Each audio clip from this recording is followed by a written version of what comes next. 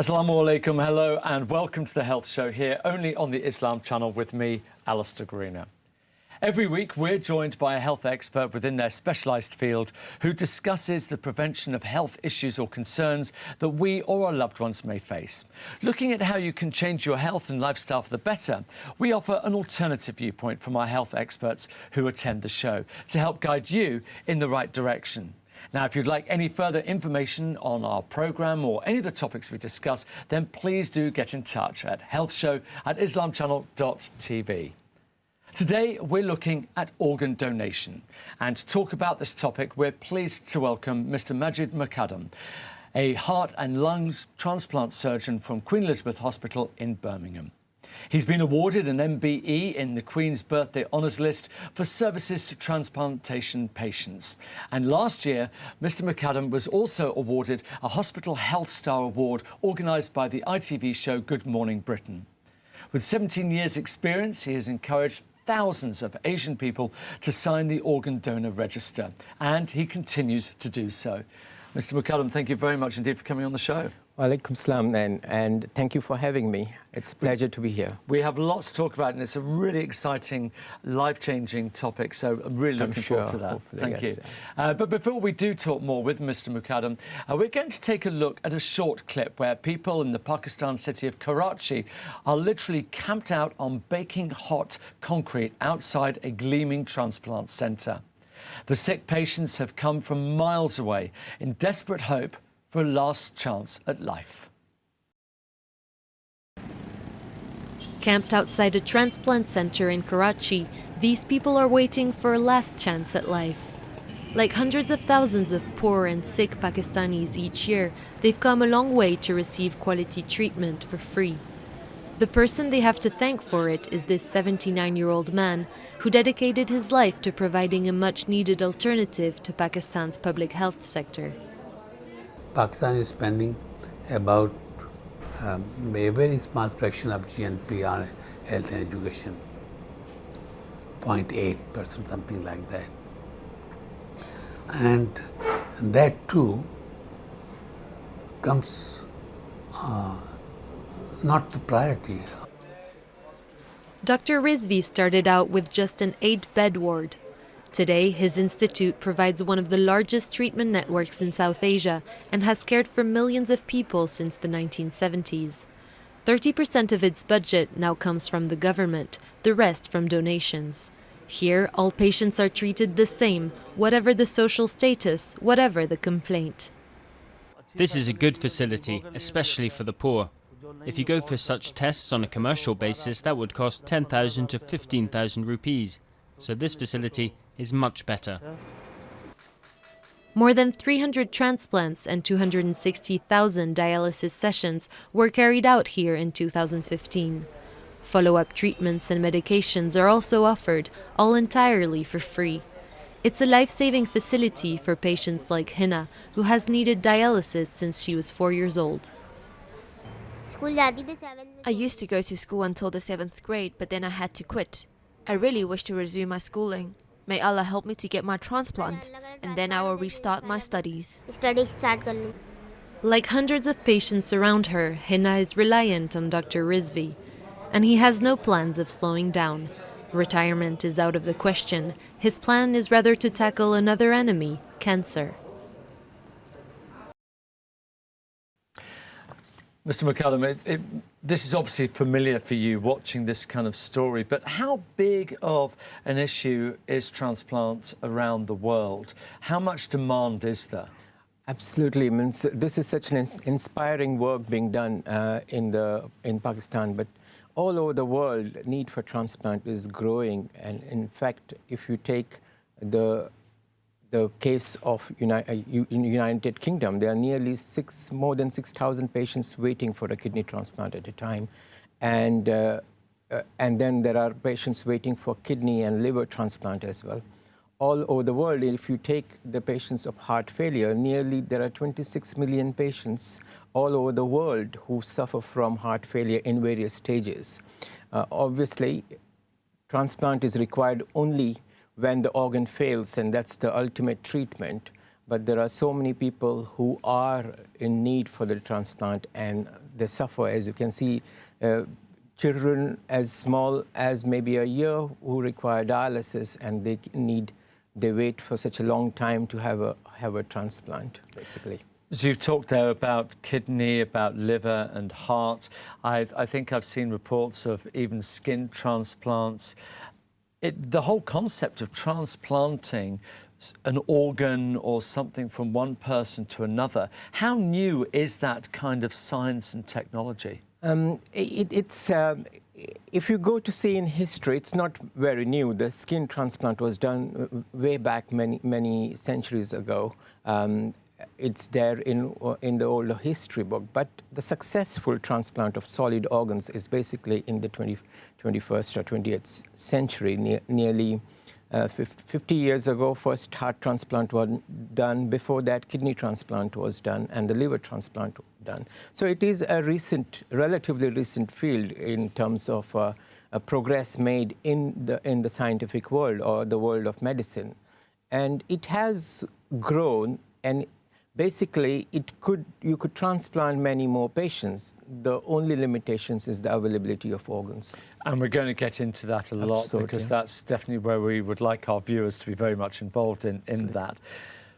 In terms of the different organs, what other organs can be transplanted? We've talked about the most common. Yeah, so if you start the heart, lungs, liver, kidney, pancreas is there, small bowel in children who are born with an abnormal bowel, they can be transplanted, and also skin, cornea. Sometimes the bones can be transplanted as well. So these are the more commonly one. You may have heard in the news about face transplant and uterine transplant. All these are relatively rare transplant, but the most common solid organ are the ones which we mentioned and you mentioned before. And obviously things like a face transplant is something that's is a very different type of transplant, in that it's maybe not as life-threatening as something as a heart or a lung or a kidney. But most transplants is literally the difference between someone surviving or not surviving. Absolutely. I think the solid organs in terms of kidney, you can see patients are on dialysis for such a long time, and dialysis is not an easy thing. The patients are attached to the machine for 3 to 4 hours, thrice a week, and between the dialysis they can't drink much, and it is really an awful life, and their life gets transformed. Similarly for liver, when the liver is failing, the patient is very sick, and so in some condition they have literally days to live.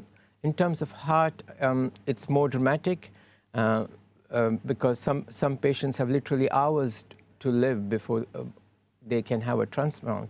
If they don't have that transplant in time, unfortunately, they die waiting for transplant. I mean, now, because unlike kidneys and things, there isn't an alternative.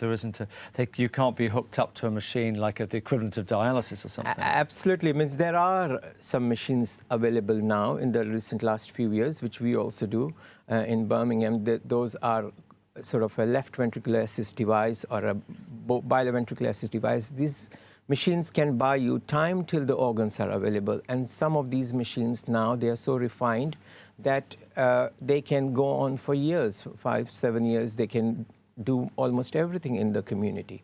So we are moving towards a total artificial heart sort of a thing, but it's still far away from being a day-to-day thing, and it doesn't replace a transplant.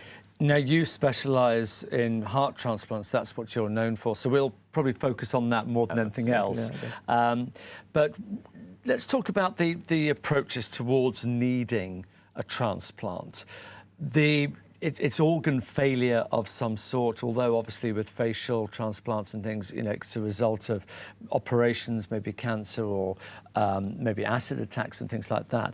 But let's talk about from a health point of view, that what normally leads to the point where you would get involved as a transplant surgeon? So in terms of an organ failure, I mean, since you asked specifically about heart, the heart failure can occur because of coronary artery disease. When somebody gets a heart attack, the arteries of the heart get blocked. There's no blood going to the heart muscle, and it sort of kills the muscle and it can die, and then that can lead to heart failure. This is in extreme cases. Secondly, if somebody has cardiomyopathy, then that can, some diseased muscle, that can lead to heart failure. Sometimes valve diseases can cause heart failure as well. And congenital, some children are born with congenital heart disease. You can buy few years by doing certain type of operation, but eventually the heart fails and they require a heart transplant.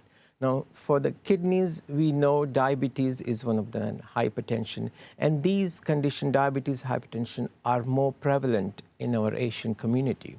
And that's why we do see kidney failure leading to transplant. The liver failure can be because of infections such as hepatitis, or it could be because of certain paracetamol poisoning, and there are other conditions also that can lead to liver failure. So there are varied reasons why somebody can develop a failure, and it's a stage.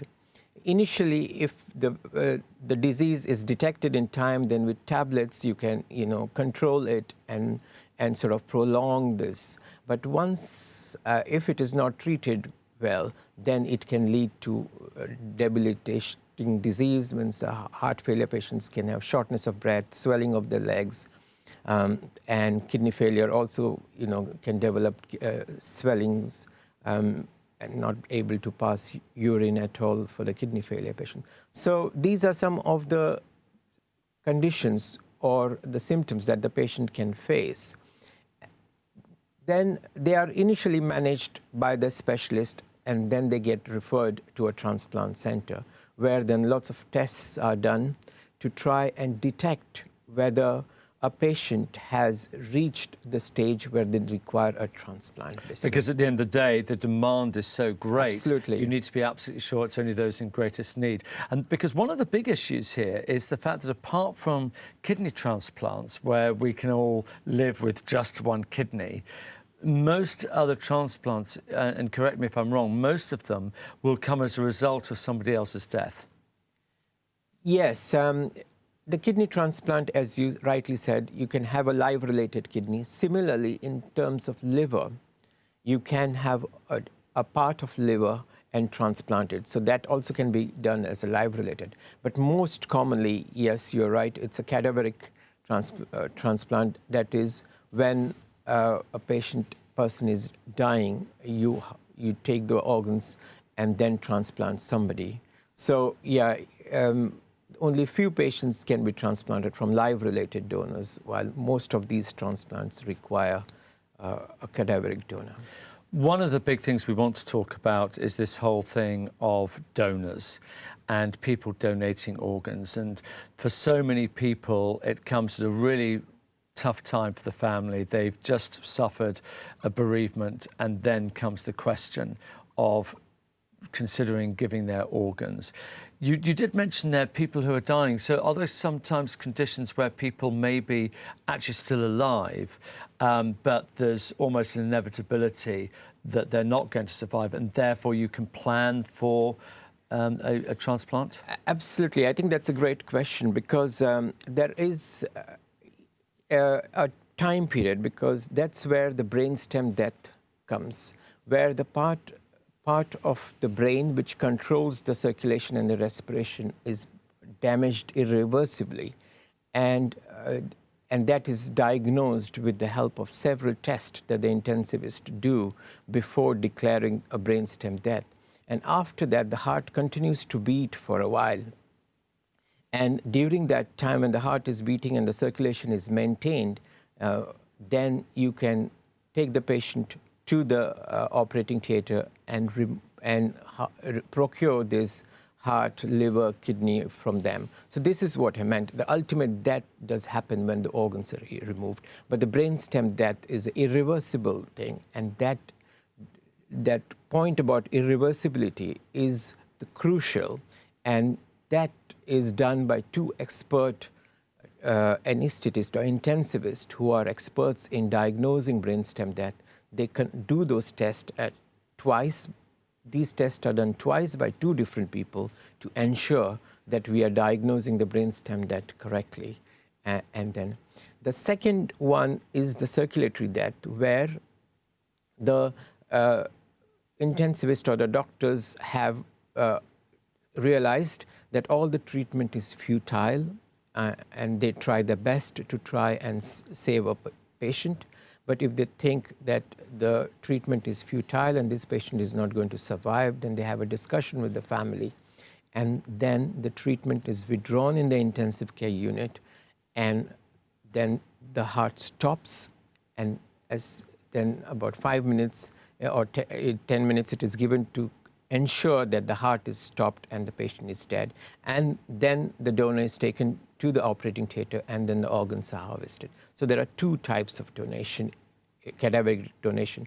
One is brainstem death, and other is a circulatory death. And how much, because time is crucial here, so how much time do you have between someone actually donating the organ? So from the moment the organ is taken from the deceased individual to the recipient, what's the time frame? How long can that be? No, I mean, that's very crucial. The outcome of transplant does depend upon this time. The heart is the most susceptible to stay out of circulation, and we try to transplant heart as fast as possible. That is, taking the heart or stopping the circulation in the donor and then transplanting into the recipient. We try and keep it minimum less than 4 hours. Wow. 4 hours, the heart starts working in the recipient. So that's why the organization is crucial for this, to keep this ischemic time as low as possible. If this duration is prolonged, then the outcomes are not so good. For liver, it is between 8 to 16 hours, while kidneys, it can go up to 24 hours.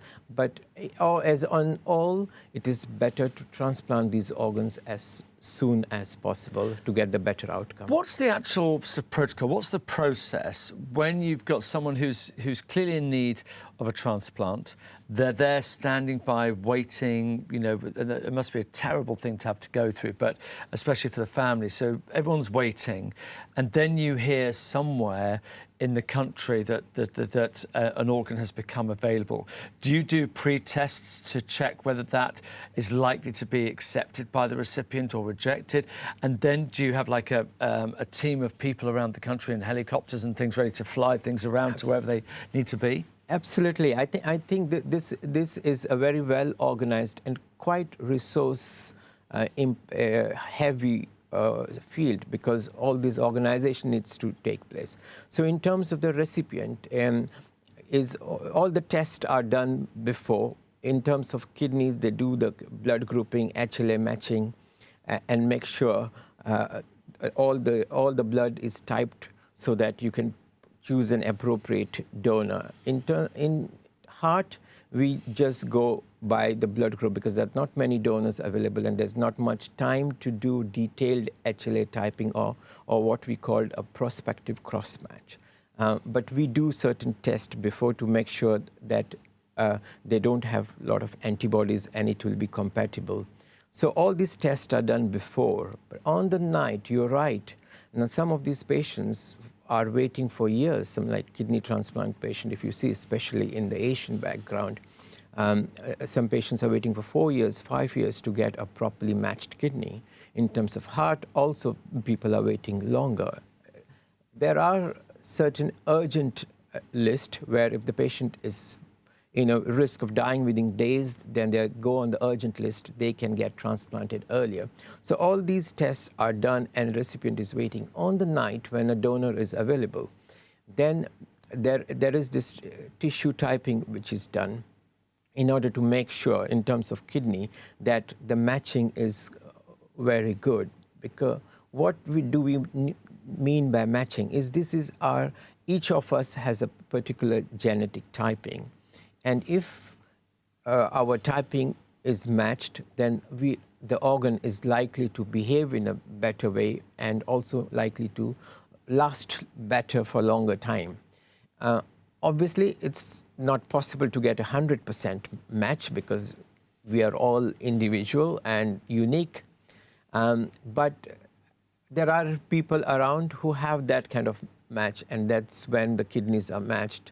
For liver, as I said, kidney, liver, it is just based on the blood group and the height and the weight of a patient. And what's the chances of an organ being rejected? In other words, how important is it that someone comes, you talked about blood types there, but different ethnicities, different ages, different backgrounds, heritage, etc., etc.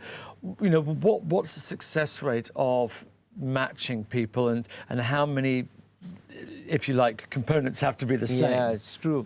But that is the key to transplantation, to try and get as many matches as possible, so that there is data available in terms of kidney transplant that if you get, say 80% of matching, then the organ lasts longer. Similarly, it's the science is telling us, but it is sort of a common sense thing that if you have a proper matching, then the recipient's body doesn't fight the organs that are received, because our body is sort of prepared to fight any foreign invasion, like for infection, viruses, bacteria. And when the transplant is done, that organ is perceived by our body as a foreign tissue and is likely to match a response. And what sort of percentage success rates do we have these days? Obviously, we're not at those very early pioneering days. So what's the chance of success these days? So in terms of heart transplant, which is my field, we have 1 year survival of nearly 85 to 90% and 70 to 75% survival for 5 years and more than 50% survival for 10 years, which is far better than what it was. Obviously, it's not ideal. We do lose patients, but the results have certainly improved in heart transplant patients. And most of these patients, they do lead a very healthy quality of life, and they go back to work within 6 months. So heart transplant is successful. The lung transplant, similar, as not as good results as the heart, but still very good. For kidney and liver transplant, the results are excellent. Well, the big thing, of course, as we started off the programme with, is talking about having people who are able to donate their organs, and we're going to talk a lot more about that in the second half of the show, but for the moment, thank you very much indeed. Now, we must stress that should you suffer from any medical problems or have any health concerns whatsoever, it's always highly recommended that you contact your doctor or GP, as the Health Show gives you an alternative viewpoint to the health concern being discussed. We've got lots more to talk about. See you after the break.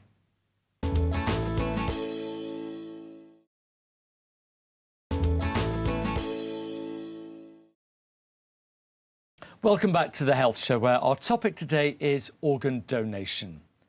50 years ago, South Africa stunned the world with the news that a surgeon in Cape Town, Dr. Christian Barnard, had successfully transplanted the heart of a woman into the chest of a dying man.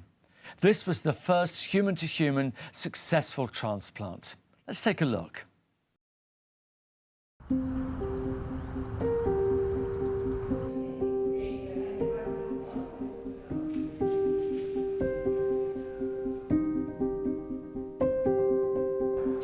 He took off that cross clamp, allowing the oxygenated blood to perfuse the heart muscle, which immediately started to quiver with life. And Professor Barnard said, "It's going to work." And then this very silent theatre erupted with everybody smiling and cheering and saying, "Congratulations, Professor Barnard, this is absolutely wonderful."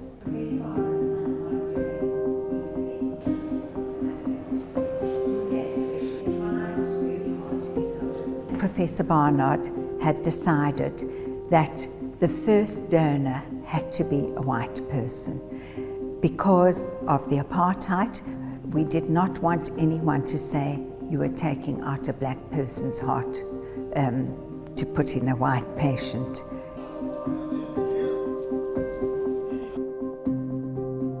We didn't realize that it would take the public by storm.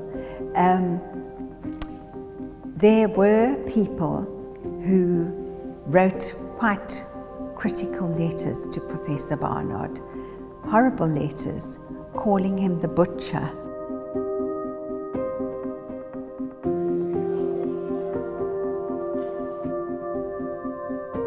They discovered that the heart was absolutely fine. There was no damage to the heart, it was fine.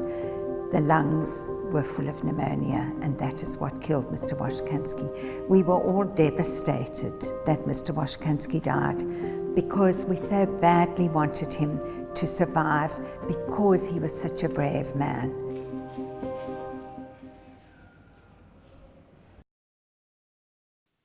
I mean, that was absolutely fascinating watching that. And interesting enough, the government in England intends to change the law on consent for organ donation. Now, under the new system, commonly known as deemed consent or opt-out, everyone would be considered a potential donor unless they have added their details to the NHS donor register.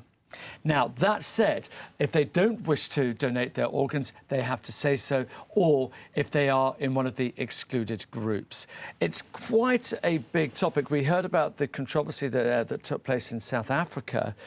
This is a big debate, isn't it, about whether people should be able to say, I want to give my organs on my death, or that actually it's the opt-out system. What's your view on that? Yes.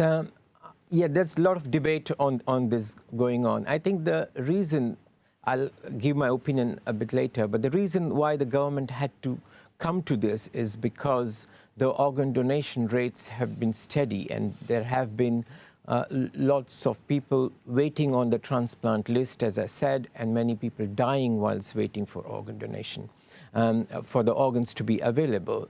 And all the campaign that took place was not able to sort of address this issue. And some other countries, such as where there's this presumed consent, and those countries have been successful in increasing the number of transplants. And that is where this idea of presumed consent came from.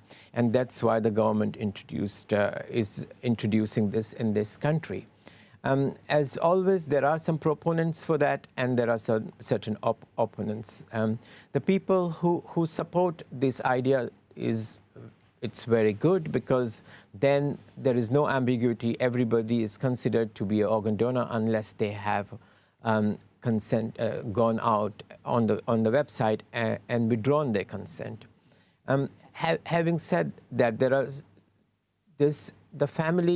the opinion of the family would matter. I think that is one of the soft opt-out system, where although a person has not withdrawn his consent, the family's consent may matter at the time of So their feelings at that crucial moment could still be taken into account. Yes, that's called soft. And while the hard opt-out is where nothing doing, the person has not withdrawn the consent, so he is deemed suitable for organ donation. So these are the certain views, and the people who say that this is not the right thing because they think that people have a right to sort of say that their organs can be taken, and organ donation has always been voluntary, and it's considered as a big charitable or a generosity element in that, and that is why certain people think. And for lots of people, it's a massive comfort in a terrible time of loss, but to think that their loved one has actually been part of saving somebody else's life, actually for a lot of people that's great comfort. I know that people have different belief systems, and there's lots of different views that people will have. Looking at the community who will be watching this particular show, let's look at the faith of Islam and what people might be thinking there, because I know that the take-up of donors is quite low within the Muslim community. Are there things that you're aware of that are of particular concern? Absolutely. I mean, over the last few years, there has been a lot of efforts put in trying to increase the awareness and educate the community about transplant and organ donation. It's mainly people from the South Asian countries which have a low input, and particularly the Muslim population. As I said, there are lots of patients waiting on the transplant list and dying from this community, but not many people are forthcoming in donating the organ. There have been various opinions and debates about this, and the majority of the opinion is that based on the scholarly opinion and the research that has been done, there have been fatwas to say that it can be allowed. Having said that, there is a large community who thinks, who are of the opinion that this cannot be allowed from religious point of view. And it's a very personal thing, and often it's down to interpretation, isn't it? Absolutely. And as I think in principle, I think everybody agrees that the act of organ donation is an act of generosity, and in Islam, there is a lot of talk about being generous and being good and doing a lot of good to the humanity. And this act of organ donation is a prime example of that particular emotional issue. And I think a lot of work still needs to be done to try and create awareness. But there is more and more uptake of this issue by the community now than what it was before. And as we said at the first part of the show, having a match is absolutely crucial. So does that match go to the point of ethnicity? So, for example, as you're, I think, implying that if you don't have many donors from the South Asian community, then sadly, the amount of recipients will also be much less. Yes, and the recipient or transplant will get less number of transplant, and also people, especially for kidney transplant, will be waiting longer on the dialysis. And the statistics are around which says that people from the Asian background will wait more than 1 year than the local recipient or local white population. And also the mortality or the people dying on the waiting list is higher amongst the Asian background. And this matching is not particularly religion-based, but it's the ethnicity. Ethnicity-based, and this is the genetic makeup of a person. So it would help if people from this community come forward and donate so that more and more people benefit from this, especially when the number of recipients from this community are a lot of people waiting on the list. Now, we should make sure that we actually tell people how they can do that. Yes. So is there a simple way to get yourself on the register? Yes, I think it is now advertised very well. There is a website, odt.nhsbt, where organ donation website where you can go and register yourself. And now, if the presumed consent come, obviously it will be deemed consent. And there are certain organ donor cards available where you can sign the form and post it to the website. There is an address on the website, and also there's a telephone system where people can ring that number and register for organ donation. My view, you asked about the opt-out system. I think it will go a long way in trying to improve the organ donation rate and also transplant more people. The bottom line is to try and save lives and save the suffering of the human beings. And there is a possible treatment option available. And until the time when we start growing organs on trees, for example, or in factories, the only source is people donating organs and relieving the suffering of these people. And we should say that is the only alternative. And also for those of you who are thinking about donating, then please, at the very end of the show, we will give you those details. So please hang on in there. We will give you those details so that you can actually donate. And when the system comes in, where you will automatically be deemed as a donor, where the opt-out system comes in, again, you will have those details. So that's all coming up at the end of the show. And it is incredibly important that people do donate because, as you said, it helps people within your own community, can make a difference. Now, are there other things within this particular community, the South Asian community, that makes them more susceptible to have a greater requirement for transplants than any other group? Yeah, as we talked about before, that Asian community, they do have more incidence of diabetes, heart disease, hypertension, and these conditions do sort of lead to kidney failure and the need for transplant. Also, the diabetes runs in families, and people from our background, they do have high incidence of diabetes, and therefore they can have kidney diseases, and hence the need for transplant is much higher. Now, you've done a huge amount of work in, we were saying in the introduction, literally thousands of people you've managed to get onto the register, to get them involved, to get them to be part of helping people in the future. In your experience, what are the common concerns that people have about being on the register? So for the moment, people joining the register, or later on when this legislation comes through, for people for taking themselves off or opting out. What's preventing people from being donors? I think the most common thing is the religious, and I think they are waiting. Some of the people are waiting for the scholars or the religious leaders to come forward and give their opinion, and I'm sure it has happened in Birmingham, where one of the mosque leader he announced in the Friday prayers, and there were lots of people who agreed to donation. So most of them are waiting for their scholarly opinion. Second thing is there are misconceptions, like I am one of the surgeons who is involved in retrieving organs for transplant, and there is a concern from this Muslim community where, as a Muslim, we have to give due respect to the dead person and maintain the dignity of the dead body. And what I have seen over the years, everybody is trained to do that, and everybody takes utmost care to maintain the dignity and respect of the dead body. So that is one of the misconceptions that is there. The other misconceptions are whether these organs, will be taken, used for people from other backgrounds, other religious backgrounds. I think that is a very basic mistake, or because organs are matched on the basis of HLA matching and things. It is.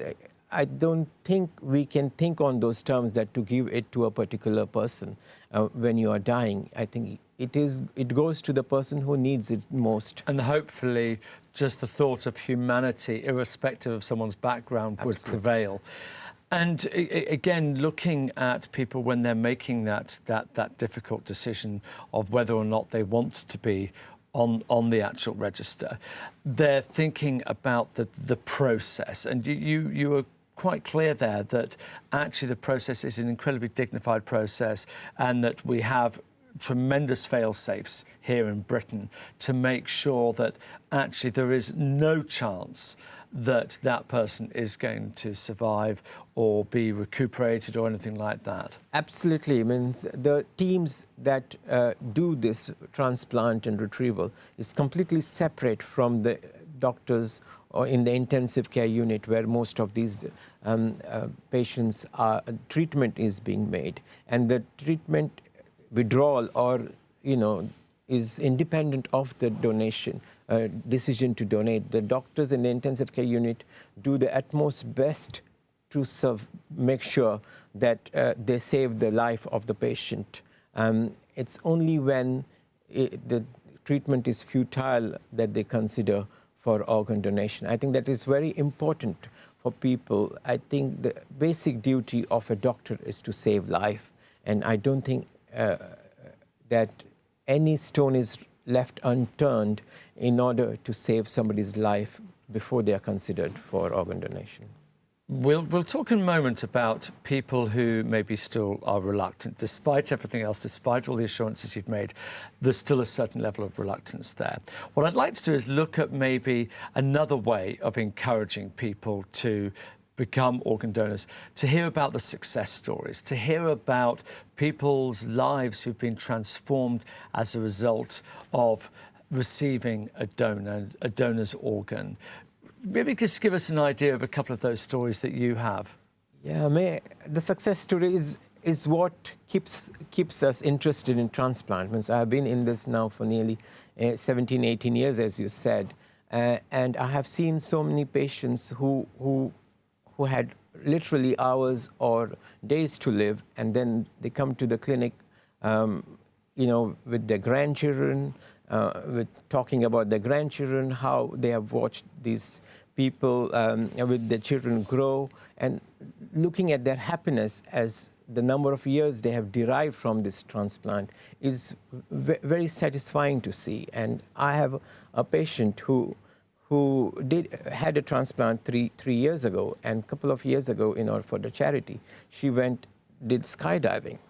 So people go back in order to raise money for charity. So when they are transplanted, it does change their life, and they want to give something back to the society. And there are lots of success stories. That's a really interesting thing, actually, talking about after the operation.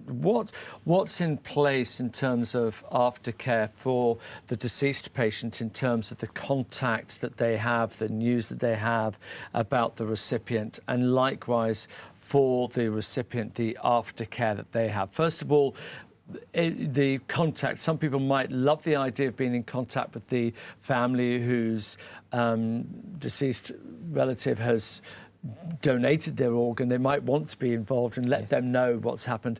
But is there any obligation to do that? How does that actually work? No, I think the usual practice is keep the donor family and recipient family separate. The donor family does get the information of the age of the recipient and what sex the recipient is. I think more than that, they are not given any particular information. But annually, the donor family writes their cards, thank you cards, and those are passed to the recipients. So that interaction is always there through the coordinators. I don't think there is direct. But in this day and age of social media and things, I think things are moving forward, and there have been contact with the donor and the recipient. But so in other words, if the donor and recipient, the normal practice is there's no contact, but if actually they're determined enough, both parties, and we stress it's both parties, then there's a potential of contact. What about the recipient, their aftercare? Because there must be a lot of special care that they require to make sure that their body accepts this new organ. Absolutely. The aftercare is as important as the operation, because the operation is done, so heart transplant 5-6 hours, but the rest of the aftercare is by a different team. And that care is important because the recipient is at they are on lots of medications to try and stop rejection from occurring. And these rejection tablets are very strong, and they can have side effects. At the same time, they are very powerful, and they are able to control rejection. So the follow-up of any transplant patient is usually lifelong. Initially, during the first year, it's more frequent visits, more frequent tests to make sure that the organ is thriving, it's not rejecting, it's working well, and also the patient on the whole is not getting any side effects from medication. After 1 year, the frequency is reduced, but generally it is a lifelong follow-up to make sure, either by the transplant center or by the local hospital. But a very close eye is kept on this, because it's, after all, a gift of a family, and it has to be protected. It has given life, or it reduces the suffering of the recipient, and it becomes imperative for the community, from us transplant doctors, to try and get the best out of those organs. Well, as you say, there's no greater thing that anyone can do than to somehow prolong and to give life. So thank you so much for telling us more about this organ donation, how it works, and hopefully also to allay a lot of fears that people might have regarding it. Thank you very much indeed. My pleasure. Now, I'd like to thank Mr. Majid Makadam for all of his answers. As you heard, he's a heart and lung transplant surgeon from the Queen Elizabeth Hospital in Birmingham. It's fantastic that he came onto the show and discussed this vital topic. Now, if you'd like to find out more information about organ donation or would like to register, and don't forget at the moment it is still registering, then visit organdonation.nhs.uk. That's the address. You can also call the donation line on 0300 123 2323. And of course, you can always get in touch with us. We'll give you those details as well. Once again, we must stress that should you suffer from any medical problems or health concerns, it's always highly recommended that you contact your doctor or GP, as the Health Show gives you an alternative viewpoint to the health concern being discussed. But for now, it's time to say goodbye from me and see you next week. Assalamu alaikum.